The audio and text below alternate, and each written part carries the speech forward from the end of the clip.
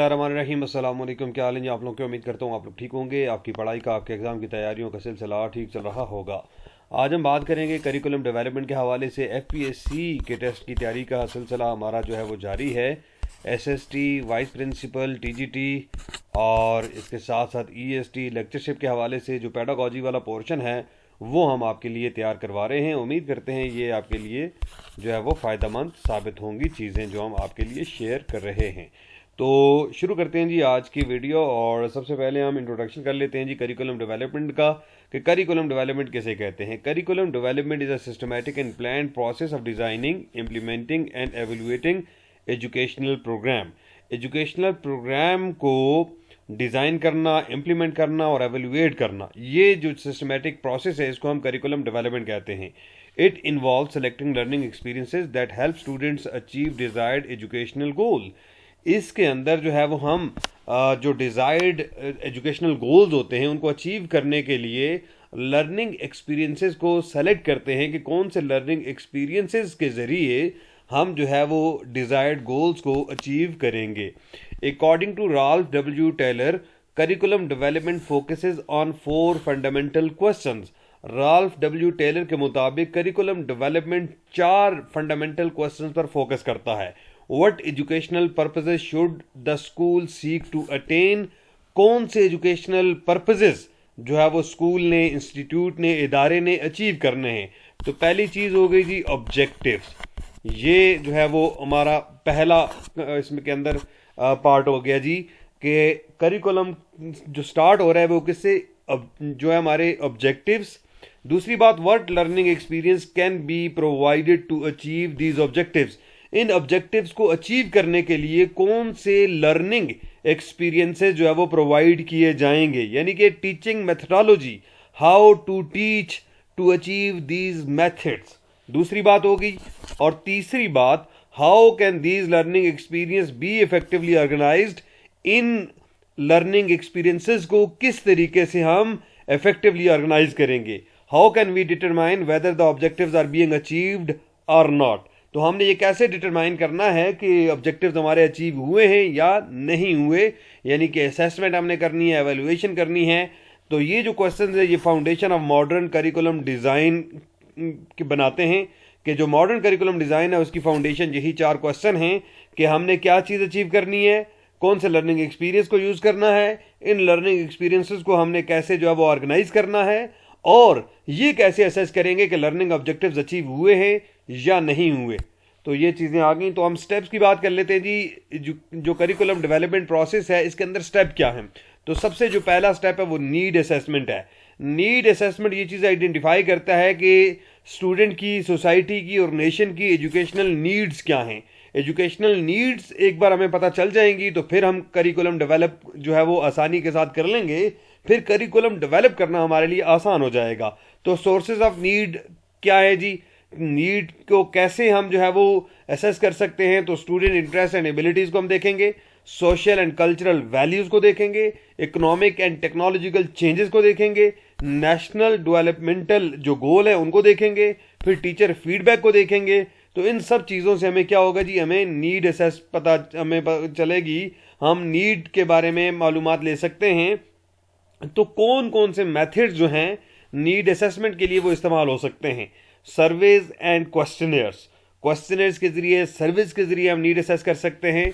Interviews के जरिए need assessment हो सकती है, ऑब्जर्वेशन के जरिए हो सकती है, रिसर्च स्टडीज के जरिए हो सकती है। मिसाल के तौर पर अगर एक मुल्क है और उसको टेक्नोलॉजिकल एडवांसमेंट चाहिए है तो करिकुलम जो है उसके अंदर क्या चीज़ें इंक्लूड होनी चाहिए जी। तो टेक्नोलॉजिकल एडवांसमेंट के लिए कंप्यूटर साइंस का होना ज़रूरी है, कोडिंग का, science, technology, engineering and mathematics, इन चीज़ों का होना ज़रूरी है। तब जाके वो कंट्री जो है वो टेक्नोलॉजिकली एडवांस होगी।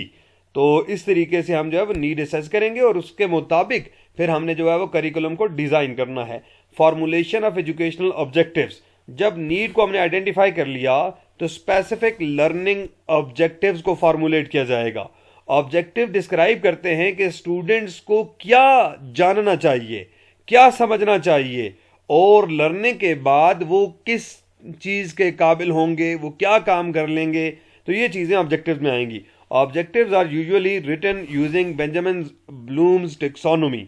तो ये बेंजामिन ब्लूम्स टेक्सोनोमी को यूज़ करके जो है वो ऑब्जेक्टिव्स को लिखा जाता है। जैसे हम ये कह सकते हैं कि कॉग्निटिव डेवलपमेंट हमारा जो मकसद है, इसी तरीके से साइकोमोटर हमारे पास जो है वो सेंसरी मोटर जो है वो हमने हमारा ऑब्जेक्टिव है, या इफेक्टिव डोमेन में हमने जो है वो ऑब्जेक्टिव जो है वो हमारे हैं।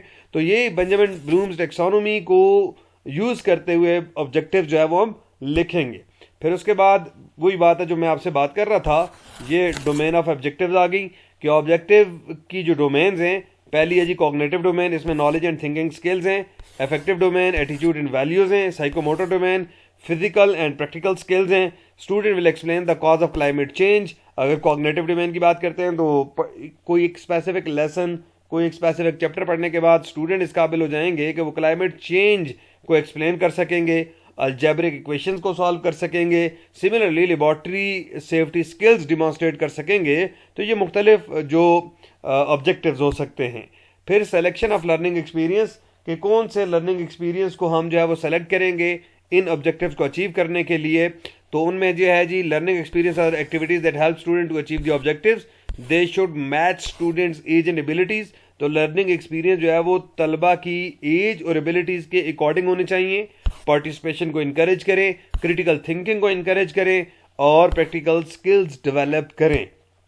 एग्जाम्पल्स क्या हैं जी लर्निंग एक्सपीरियंस की?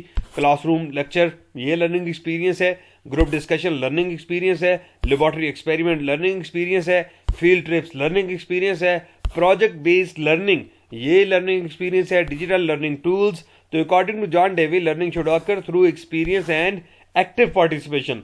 तो जॉन डेवी ये कहते हैं कि लर्निंग जो है वो एक्सपीरियंस से और एक्टिव पार्टिसिपेशन के जरिए कैरी आउट होनी चाहिए। अब ऑर्गेनाइजेशन ऑफ लर्निंग एक्सपीरियंस की बात कर लेते हैं जी, कि selected learning experience must be organized logically and systematically. 3 major principle are used.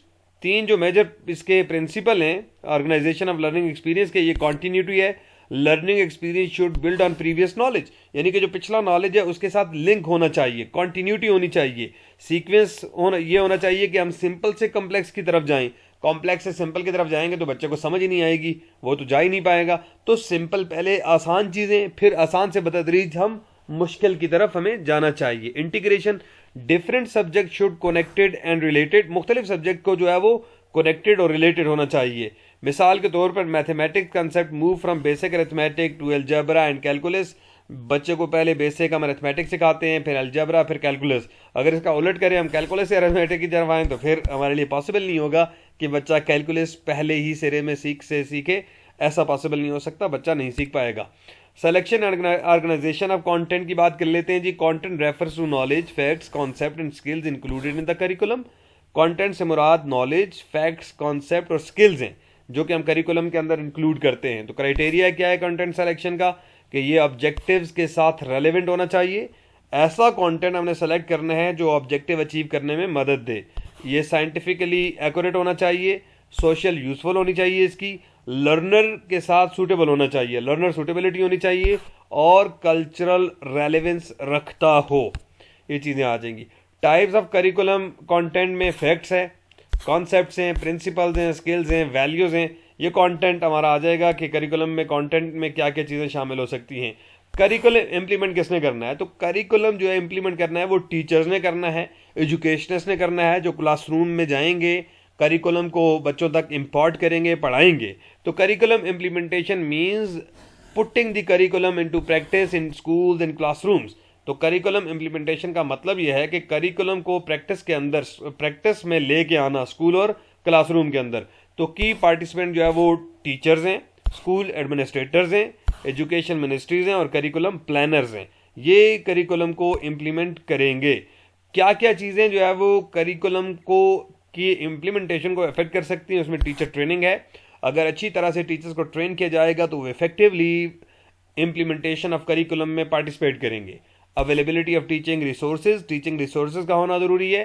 Classroom environment का होना ज़रूरी है कि क्लासरूम इन्वायरमेंट सीखने सिखाने वाली हो, क्लासरूम में बच्चे सीख सकें, कि जो करिकुलम उनको बताया जाए, जो चीज़ें उनको पढ़ाई जाए तो उनको लर्न कर सकें। स्टूडेंट्स के अंदर मोटिवेशन होनी चाहिए, एडमिनिस्ट्रेटिव सपोर्ट होनी चाहिए, और सबसे जो अहम रोल है वो टीचर्स प्ले करते हैं, क्योंकि वो ट्रांसलेट करते हैं करिकुलम को एक्चुअल क्लासरूम लर्निंग के अंदर। तो अगर टीचर कैपेबल होंगे, टीचर की ट्रेनिंग होगी, तो वो अच्छी तरह से करिकुलम को इम्प्लीमेंट कर सकेंगे। अब बात करते हैं जी करिकुलम एवेल्युएशन की। तो करिकुलम एवेल्युएशन ये डिटरमाइन करती है कि करिकुलम जो है वो इफेक्टिव है और गोल्स को अचीव कर रहा है या नहीं कर रहा। तो एवेल्युएशन की टाइप्स जो है वो कौन कौन सी हैं जी? हमारे पास फॉर्मेटिव एवेल्युएशन है। फॉर्मेटिव एवेल्युएशन टीचिंग प्रोसेस के दौरान होती है, ताकि टीचिंग जो प्रोसेस है, इंस्ट्रक्शंस जो हैं, उनको इम्प्रूव किया जा सके। समेटिव जो एवेल्युएशन होती है वो at the end of program होती है, जो ओवरऑल इफेक्टिवनेस को मेजर करती है। और एवेल्युएशन मेथड्स के अंदर जो चीज़ें हैं वो टेस्ट और एग्जामिनेशन है, क्लासरूम ऑब्जर्वेशन है, स्टूडेंट परफॉर्मेंस असेसमेंट है, feedback from teachers and student है। एवेल्युएशन जो है वो करिकुलम को रिवाइज करने और इसको इम्प्रूव करने के हवाले से मदद फराहम करता है। मॉडल क्या है जी करिकुलम डेवलपमेंट के? तो टेलर मेथड है, जिसको हम ऑब्जेक्टिव मेथड कहते हैं, और ये राल्फ डब्ल्यू टेलर ने प्रपोज किया था। इसके 4 स्टेप हैं। सबसे पहला है जी ऑब्जेक्टिव को आपने डिफाइन करना है, लर्निंग एक्सपीरियंसेस को सेलेक्ट करना है, इनको एक्सपीरियंसेस को ऑर्गेनाइज करना है, और आउटकम्स को एवेल्युएट करना है। टाबा मॉडल है जी। टाबा मॉडल क्या कहते हैं जी? इसको ग्रास रूट मॉडल कहते हैं, और ये हिल्डा टाबा ने जो है वो ये डेवलप किया है। और इस मॉडल में टीचर इन्वॉल्वमेंट जो है वो बहुत ज़रूरी होती है, इस पर जोर दिया गया है करिकुलम डिज़ाइन के अंदर। तो इसके अंदर जो स्टेप हैं वो सबसे पहले नीड्स को डायग्नोसिस करना है कि नीड्स क्या है जी करिकुलम की, और फिर उसके बाद फार्मूलेशन ऑफ ऑब्जेक्टिव है, ऑर्गेनाइजेशन ऑफ कंटेंट है, सिलेक्शन ऑफ कंटेंट है, सिलेक्शन ऑफ लर्निंग एक्सपीरियंस है, और ऑर्गेनाइजेशन ऑफ लर्निंग एक्सपीरियंस है। और उसके बाद लास्ट स्टेप है जी एवेल्युएशन, कि क्या कैसे हम एवेल्युएट करेंगे। इंपॉर्टेंस क्या है जी? तो इंपॉर्टेंस यह है जी करिकुलम डेवलपमेंट की कि ये हमें एजुकेशनल डायरेक्शन प्रोवाइड करता है। क्लियर डायरेक्शन होती है हमारे पास कि हमने एजुकेशन क्यों हासिल कर रहे हैं, हम बच्चों को ये चीज़ें क्यों पढ़ा रहे हैं। तो उसके लिए ऑब्जेक्टिव सेट किए जाते हैं। सिस्टमेटिक लर्निंग को ये इंश्योर करता है, और एजुकेशन को सोशल नीड के साथ अलाइन करता है, सोसाइटल नीड के साथ। टीचिंग इफेक्टिवनेस को इंक्रीज करता है करिकुलम डेवलपमेंट का प्रोसेस, और स्टूडेंट लर्निंग आउटकम को इन्हेंस करता है। क्राइटेरिया क्या है जी एक अच्छे करिकुलम का? तो अच्छा करिकुलम जो है फ्लेक्सिबल होना चाहिए, सोसाइटी के साथ रेलेवेंट होना चाहिए, लर्नर सेंटर्ड होना चाहिए, बैलेंस्ड होना चाहिए, प्रैक्टिकल और एप्लीकेबल होना चाहिए, फ्यूचर ओरिएंटेड होना चाहिए। तो ये कैरेक्टरिस्टिक है एक अच्छे करिकुलम के। और चैलेंजेस क्या हैं करिकुलम डेवलपमेंट में? तो आजकल जो चैलेंजेस हैं उनमें रैपिड टेक्नोलॉजिकल चेंजेस, क्योंकि टेक्नोलॉजी बहुत तेज़ी के साथ चेंज हो रही है, तो आपको भी अप टू डेट करिकुलम जो है वो डेवलप करना है। आपका करिकुलम जो है वो जो मौजूदा ज़माना है, दौरे हाजिर के तकाज़ों को मद्देनज़र रखते हुए आपने डेवलप करना है। लैक ऑफ रिसोर्सेज, अब लैक ऑफ रिसोर्सेज की वजह से हम जो जिस पेस के साथ दुनिया चेंज हो रही है, हम अपने करिकुलम को उसी हिसाब से चेंज करने में थोड़ा सा पीछे रह जाते हैं। एक ये प्रॉब्लम है। फिर टीचर ट्रेनिंग के हवाले से मसाइल आते हैं कि क्योंकि टीचर की ट्रेनिंग बहुत ज़रूरी है। हमने अगर करिकुलम को मॉडर्न उस पर हम ले आते हैं, मॉडर्न जदीद खतूत पर ले आते हैं, तो टीचर्स की ट्रेनिंग भी हमने उसी तरीके से करनी है, ताकि वो उस मॉडर्न और जदीद करिकुलम को जो है वो क्लासेस में इम्प्लीमेंट कर सकें। पॉलिटिकल इन्फ्लुएंस है एजुकेशन के ऊपर, और इसके साथ साथ जो है वो रेजिस्टेंस है, चेंज को रेजिस्ट करते हैं हम। हमारा जो स्टेटस को है ये भी एक बड़ी प्रॉब्लम है करिकुलम डेवलपमेंट के हवाले से। तो ये कुछ चीज़ें हमने आपके साथ शेयर की हैं, हम उम्मीद करते हैं ये आपके लिए फ़ायदेमंद साबित होंगी। और एट द एंड हम ये कंक्लूड करते हैं कि करिकुलम जो है वो कॉन्टीन्यूस और डायनामिक प्रोसेस है, जो कि इंश्योर करता है कि जो एजुकेशन है वो रेलेवेंट, इफेक्टिव और मीनिंगफुल रहे। और थ्रू केयरफुल प्लानिंग, इम्प्लीमेंटेशन और एवोल्यूशन, करिकुलम डेवलपर्स जो है वो एजुकेशनल प्रोग्राम्स को इस तरीके से तरतीब दे सकते हैं जो कि स्टूडेंट्स को मॉडर्न सोसाइटी के जो चैलेंजेस हैं उनसे नबर्द आज़मा होने में मदद फराहम करे। तो ये कुछ चीज़ें जो है वो हमने आपके साथ शेयर की हैं। हम उम्मीद करते हैं कि आपके लिए ये बेनिफिशियल होंगी। हमारी नेक दुआएं, हमारी नेक तमन्नाएं आपके साथ हैं। अल्लाह ताला आप सबको कामयाब करे। Wish you all good luck. Thank you very much.